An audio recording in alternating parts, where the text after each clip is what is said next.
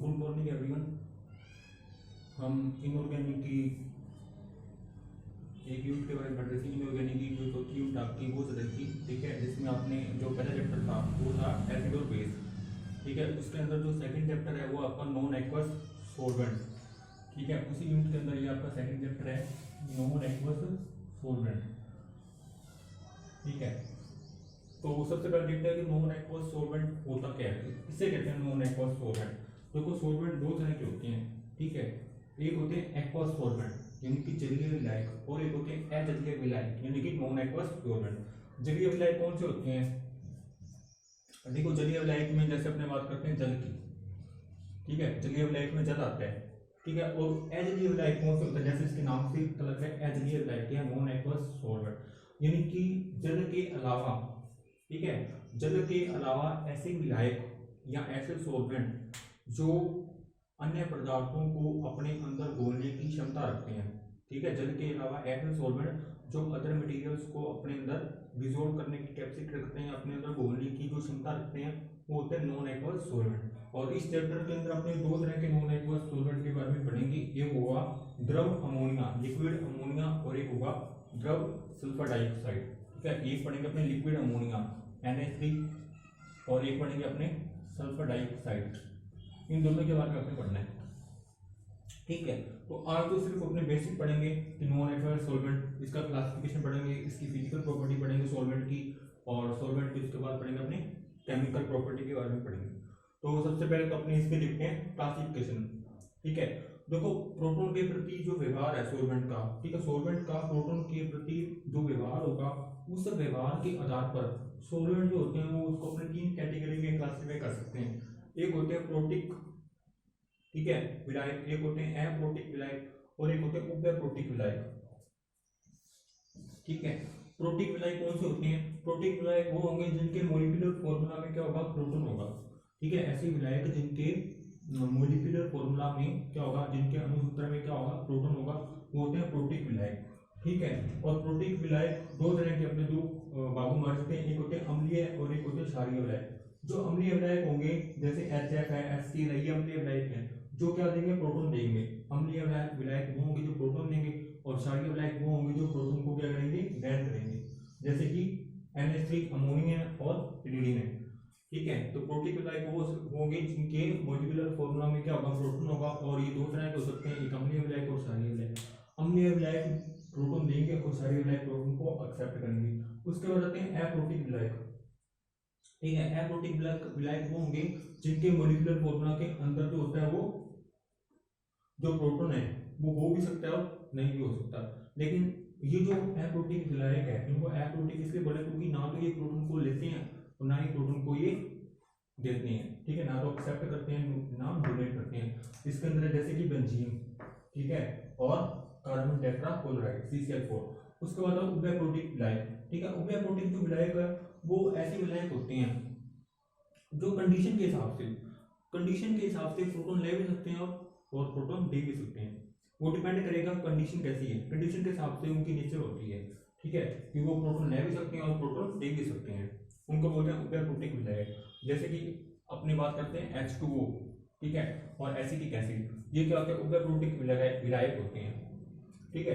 क्योंकि जो H2 है, ठीक है, और एसिटिक एसिड है, ये प्रोटॉन को ले भी सकता है और प्रोटॉन को दे भी सकता है। अगर मैं H2 है, देखो H2 है, H2 के अंदर मैं अगर मैं डालता हूँ अमोनिया डालता हूँ तो अमोनिया बेसिक नेचर का होगा।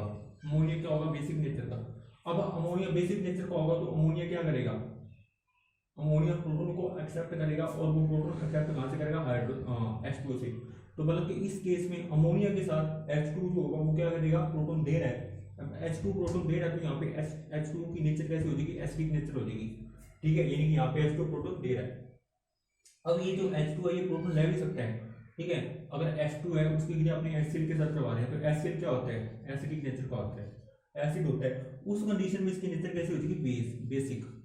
उस कंडीशन में H2 जो होगा वो क्या करेगा? प्रोटॉन को एक्सेप्ट करेगा, ठीक है। तो उसी तरह से एसिटिक एसिड होता है, यानी कि H2 और जो एसिटिक एसिड ये दोनों ऐसे सॉल्वेंट होते हैं, ये कंडीशन के हिसाब से प्रोटॉन ले भी सकते हैं और प्रोटॉन को दे भी सकते हैं।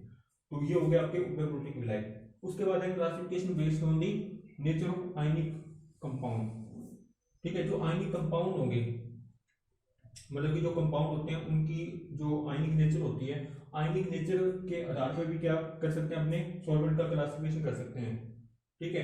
अगर अपने उनकी आयनिक नेचर के आधार पर सॉल्वेंट का क्लासिफिकेशन करें तो सॉल्वेंट दो तरह के होते हैं, एक होते हैं आयनिक सॉल्वेंट और एक होते हैं नॉन आयनिक सॉल्वेंट। यहाँ एक को अपने बोलते हैं पोलर सॉल्वेंट। ठीक है। आयनिक सॉल्वेंट कौन से होते हैं, पोलर। ठीक है। एक होते हैं पोलर सॉल्वेंट, ठीक है, यानी कि आयनिक, और एक होते हैं नॉन आयनिक यानी कि नॉन पोलर सॉल्वेंट। अब आयनिक या पोलर पोलर सॉल्वेंट कौन से होते हैं, जिनके अंदर क्या होता है, आयनिक बंध होता है। ठीक है। जिनके अंदर क्या होगा, आयनिक बंध होगा। ठीक है। जिनकी नेचर कैसी होगी, पोलर होगी, ध्रुवीय होंगे, वो क्या होंगे, पोलर सॉल्वेंट होंगे। जैसे H2 है, HF है और SO2 है। ठीक है। और जो पोलर सॉल्वेंट होते हैं, क्योंकि ये अपने आयनों में डिसोसिएट हो सकते हैं, अपने आयनों में क्या होते हैं, डिसोसिएट। इसमें ये अपने मतलब कि खुद ही यानी कि ऑटो आयोनाइजेशन यानी कि खुद ही इसमें क्या होता है, ये अपने आयनों में डिसोसिएट होते हैं। जैसे H2H2O। ठीक है। एक H2O ने क्या किया, हाइड्रोजन को डोनेट किया, दूसरे ने क्या किया, एक्सेप्ट किया, एक बन गया H3O प्लस, एक बन गया OH आयन। उसी तरह से अमोनिया और अमोनिया, एक अमोनिया क्या करेगा, प्रोटॉन को देगा, एक लेगा, एक बन जाएगा अमोनियम आयन, एक NH2 आयन बन जाएगा।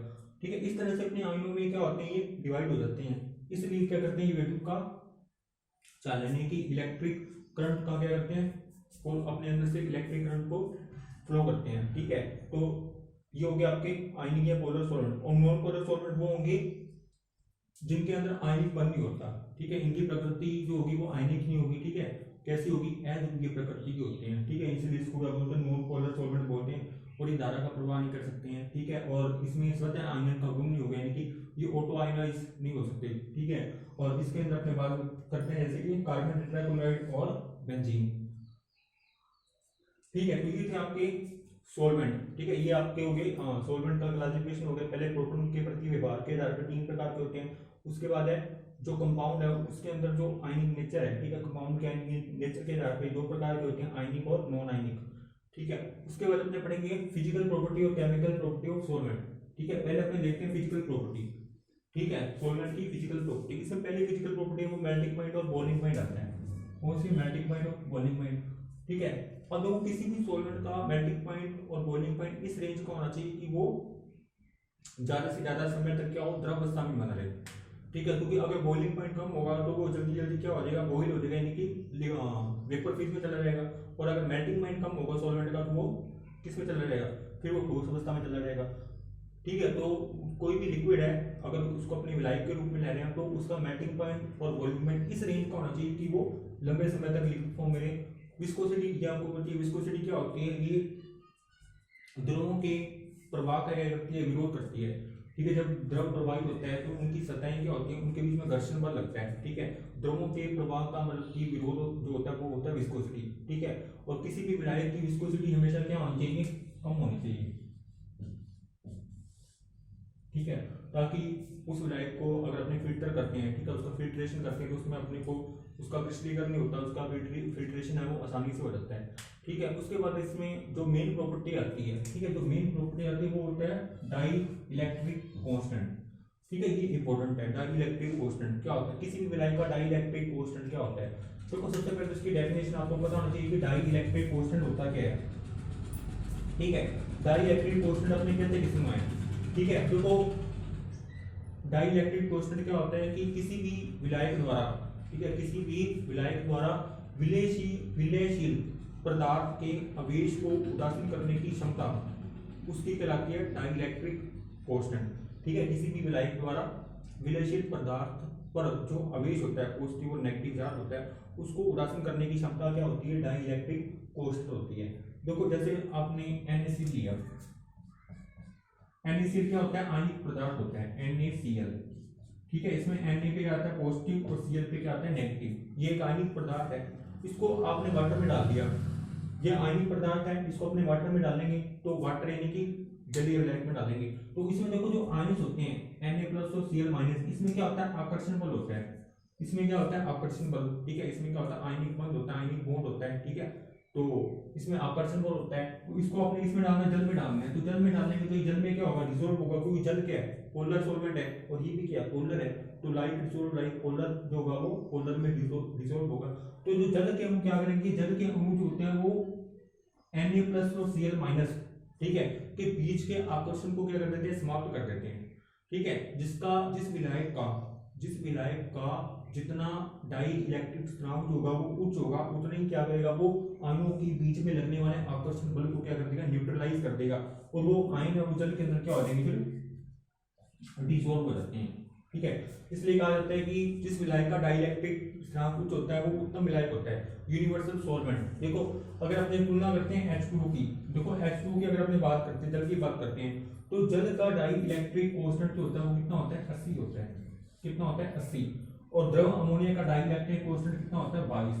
तो दोनों में उत्तम विलायक कौन सा, यूनिवर्सल सॉल्वेंट किसको कहते हैं, जल को बोलते हैं, क्योंकि इसका डाई इलेक्ट्रिक कांस्टेंट जो होता है वो बहुत ही उच्च होता है, इसलिए जल के अंदर कोई भी पदार्थ है वो आसानी से विलय हो जाता है। और इसलिए जब भी अपने विलायक का यूज करते हैं, जब भी अपने किसी भी चीज को घोलना होता है, तो उसको घोलने के लिए, डिसॉल्व करने के लिए हमेशा अपने क्या लेते हैं, जल लेते हैं, क्योंकि जल के अंदर वो आसानी से क्या हो जाएगी, डिसॉल्व हो जाएगी, क्योंकि जल का डाई इलेक्ट्रिक कांस्टेंट क्या होता है, सबसे ज्यादा होता है। सभी विलायकों में सबसे ज्यादा जो डाई इलेक्ट्रिक कांस्टेंट है उसका होता है, जल का होता है। और द्रव अमोनिया की बात करें, इसका 22 ही होता है, कम होता है। ठीक है, तो जिस विलायक का डाई इलेक्ट्रिक कांस्टेंट जितना ज्यादा होगा वो उतना ही अपने अंदर जो विलेय पदार्थ होते हैं, ठीक है, उसको अपने अंदर आसानी से घोल लेगा और वो उत्तम विलायक का काम करेगा। ठीक है, यहाँ पे जल क्या करेगा, उत्तम विलायक का काम कर रहा है। उसके बाद अपने बात करें इसकी केमिकल प्रॉपर्टी की। देखो इसकी केमिकल प्रॉपर्टी में सबसे पहले जो ये प्रॉपर्टी है एसिडिक और बेसिक नेचर, ये इंपॉर्टेंट है। ठीक है, एसिडिक और बेसिक नेचर वाली प्रॉपर्टी, इसमें क्या होता है कि अपने एसिड किसको बोलते हैं, ठीक है, जो विलायक सिद्धांत होता है, विलायक सिद्धांत के अनुसार एसिड वो होता है जो विलायकों से पॉजिटिव आयन को क्या करता है, रिलीज करता है। ठीक है, विलायक अपने उसको बोलेंगे, एसिड अपने उसको बोलेंगे जो विलायकों से धनायनों को, यानी कि पॉजिटिव जो आयन होते हैं उनको रिलीज करेगा, और बेस अपने उसको बोलेंगे जो विलायकों से नेगेटिव आयन को, यानी कि ऋणायनों को क्या करता है, रिलीज करता है। इसको समझने के लिए अपने एग्जांपल लेते हैं, जैसे एसिटिक एसिड प्लस HF। ठीक है, आपने एसिटिक एसिड को किसमें डाल दिया, HF में डाल दिया। ठीक है, एसिटिक एसिड प्लस HF इन दोनों की अपने क्या करते हैं, रिएक्शन करवाते हैं। तो यहाँ पे जो एसिटिक एसिड होगा ये किसका काम करेगा, विलायक का काम करेगा। ठीक है, यहाँ पे एसिटिक एसिड किसका काम करेगा, विलायक का। ठीक है, पहले आपने एसिटिक एसिड में क्या डाला था, HF डाला था। अब देखो एसिटिक एसिड में HF डालते हैं तो अपन जानते हैं कि एसिटिक एसिड जो होगा वो HF की तुलना में क्या होता है, दुर्बल अम्ल होता है। तो यहाँ पे जो ये जो HF है ये किसका काम करेगा, अम्ल यानी कि एसिड का काम करेगा। ये प्रोटॉन को देगा, अब प्रोटॉन को लेगा कौन, प्रोटॉन को एसिटिक एसिड क्या करेगा, प्रोटॉन को एक्सेप्ट करेगा। तो यहाँ पे किसकी तरह काम करेगा, वीक बेस का काम करेगा। ठीक है, और उसके बाद ये प्रोटॉन को देगा और F- के रूप में क्या आ जाएगा, रिलीज, यानी कि एसिटिक एसिड जो विलायक था उसने इस विलेय पदार्थ से किसको रिलीज कर दिया, रिनाइन को। किसको रिलीज कर दिया, रिनाइन को। तो इसकी नेचर कैसे होगी, बेसिक। ठीक है, तो जो विलायक सिद्धांत होता है वो ये होता है कि जो बेस होते हैं, वो क्षार होते हैं, वो होते हैं, उनको बोलते हैं जो क्या करते हैं, विलेय पदार्थ से जो नेगेटिव आयन है, ठीक है, रिनाइन है, उनको करते हैं रिलीज। अब अगर अपनी बात करें एसिटिक एसिड में, पहले आपने HF डाला था, अब अपने एसिटिक एसिड में क्या डाल दिया, अमोनिया डाल दिया। अब अमोनिया क्या होता है, ये आपको पता ही है, अमोनिया क्या होता है, बेसिक नेचर का होता है, स्ट्रॉन्ग बेस होता है ये। तो अमोनिया क्या करेगा, फिर अमोनिया तो क्या करेगा, प्रोटॉन को एक्सेप्ट करेगा। फिर प्रोटॉन देगा कौन, ये विलायक देगा, एसिटिक एसिड। अब यहाँ पे एसिटिक एसिड प्रोटॉन को दे रहा है, ठीक है, तो ये बनेगा एसिटेट आयन, क्या बनेगा, अमोनियम आयन। यानी कि इस एसिटिक एसिड ने क्या किया, इस अमोनिया को अमोनियम आयन के रूप में क्या कर दिया, रिलीज कर दिया। तो जो विलायक विलेय पदार्थ से जो पॉजिटिव आयन है उनको रिलीज करते हैं वो कहलाते हैं एसिड। तो यहाँ पे इसकी नेचर कैसी होगी, एसिड, क्योंकि ये प्रोटॉन को दे रहा है। देखो मैंने आपको बताया था जो एसिटिक एसिड होता है वो जल होता है, ये दोनों क्या होते हैं, उभयप्रोटिक होते हैं। दोनों क्या होते हैं, ये उभयप्रोटिक, यानी कि ये एसिड और बेस दोनों की तरह व्यवहार करते हैं। यहाँ पे एसिटिक एसिड था, ये पहले बेस की तरह काम कर रहा था, फिर ये एसिड की तरह काम करने लगे। ठीक है, तो ये थी आपकी एसिडिक और बेसिक नेचर, सॉल्वेंट की एसिडिक और बेसिक नेचर। तो ये था आपका नॉन एक्वस सॉल्वेंट जो चैप्टर है, ये इसका बेसिक है। ठीक है, आज अपनी बेसिक के बारे में बात की है कि ये होता क्या है, इसका क्लासिफिकेशन है, फिर फिजिकल प्रॉपर्टी है, फिर इसकी केमिकल प्रॉपर्टी है। कल अपनी बात करेंगे लिक्विड अमोनिया, द्रवित अमोनिया के बारे में। ठीक है, तो आज के लिए इतना ही। Thank you very much.